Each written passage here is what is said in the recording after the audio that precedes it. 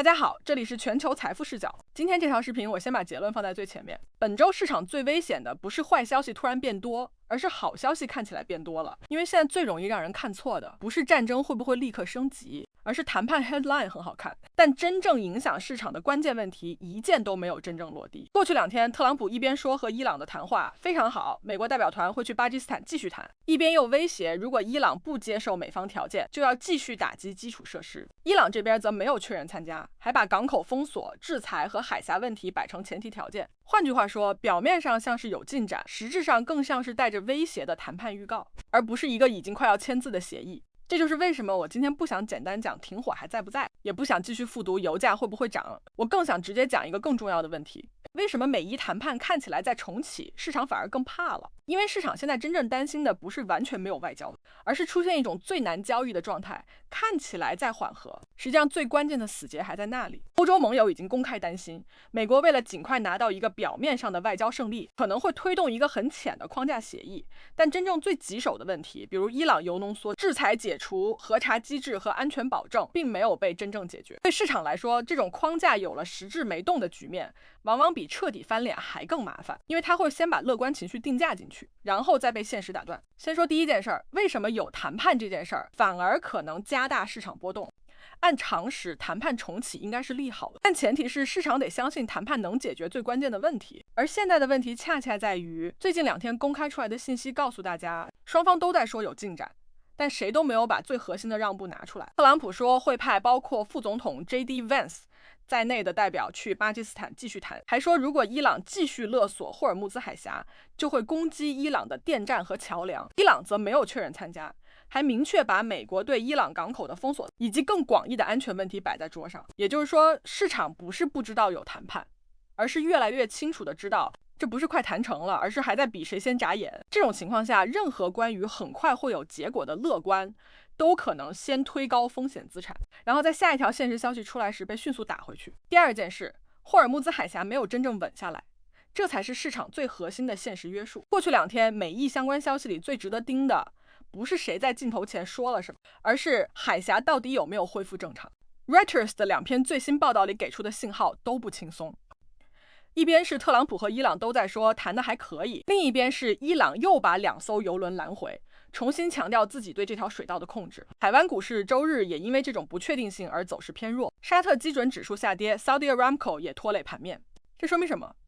说明市场最关心的根本不是一句会继续谈，而是船能不能稳稳过去，油能不能稳稳出来。只要这件事儿没稳住，所谓缓和就只能算半条腿着地。因为资本市场最怕的从来不是 headline， 而是 headline 后面的物流供给和现金流没有跟上。这也是为什么我会说本周市场最值得警惕的不是坏消息，而是假缓和。什么叫假缓和？就是看起来大家都还在桌子上，甚至媒体标题也会写有进展，继续谈。于是市场先把风险资产往上推，把油价往下压，把最坏阶段可能过去了的想象先交易进去。但问题是，如果霍尔木兹没稳，制裁没松，核问题没解，那后面任何一点摩擦都可能重新把这套乐观打断。这种局面对股市尤其危险，因为它不是那种一眼能看透的利空，它更像一层雾。你看着像在变好，可只要你多往前走一步，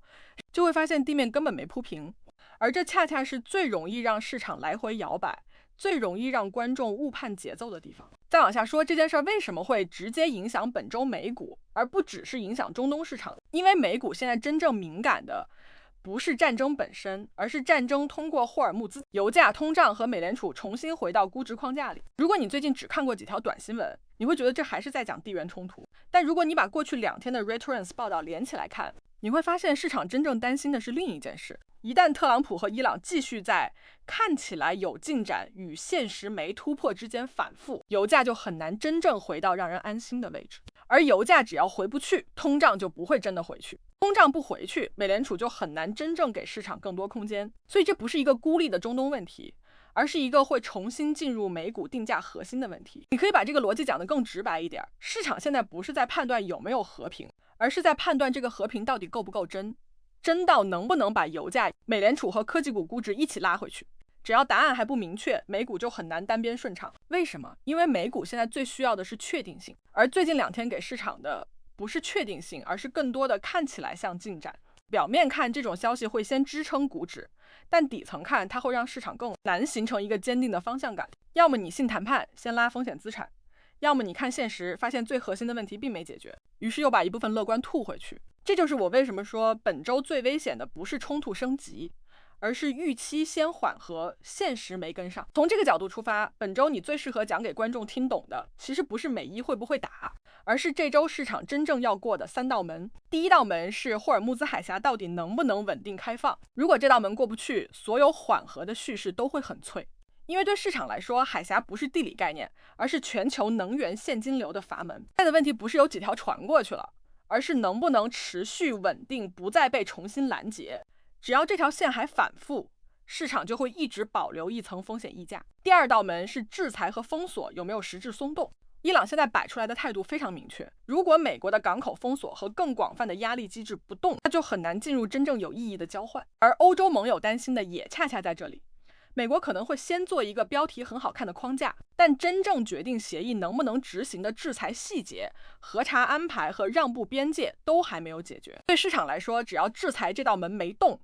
所谓谈判进展就更像新闻层面的缓和，而不是资本感真正长线加码的缓和。第3道门是核问题有没有实质突破，这也是最难的一道门。因为谈核不是拍脑袋决定可以还是不可以，里面涉及油浓缩水平、库存处理、是否下混、放在国内还是国外、谁来监督、怎么验证、验证失败怎么办，这些全都不是一句我们聊得不错能带过去的。而欧洲盟友现在最担心的就是这个复杂技术问题会被政治 headline 暂时遮住，等市场先把乐观定价完改，后面再被现实重新打醒。所以本周真正值得讲的不是有谈判就是利好，而是谈判如果只停留在政治姿态，没有进入技术落地，市场就会越来越怕。说到这里，我们就能把本周美股最容易出现的状态讲得很清楚。我个人的判断是，本周市场最容易发生的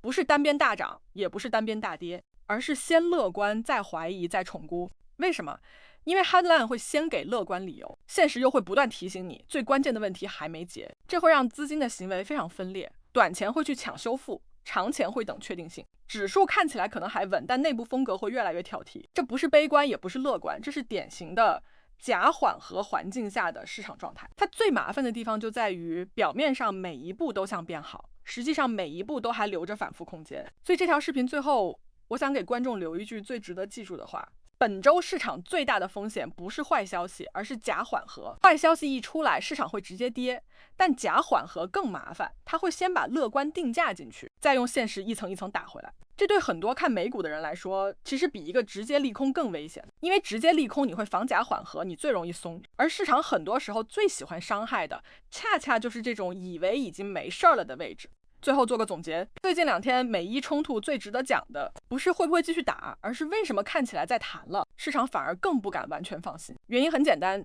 霍尔木兹没稳，制裁没松，核问题没解，只要这3件事儿一件都没真正落地，市场就会一直担心眼前的缓和到底是真的开始转向，还是只是下一轮波动前的安静区间。这就是这条视频真正该讲的东西，不是复读新闻，而是把新闻背后的定价逻辑拆出来。你觉得本周市场最怕的是什么？是霍尔木兹再出问题，是谈判又卡住，还是表面和平实质没解，最后把乐观预期重新打回去？欢迎把你的判断打在评论区，这里是全球财富视角。如果你想继续看这种基于公开数据的美股、全球宏观和资金逻辑分析，记得点赞订阅，我们下期见。以上内容仅基于公开信息整理与分析，不构成任何投资建议，投资有风险，入市需谨慎。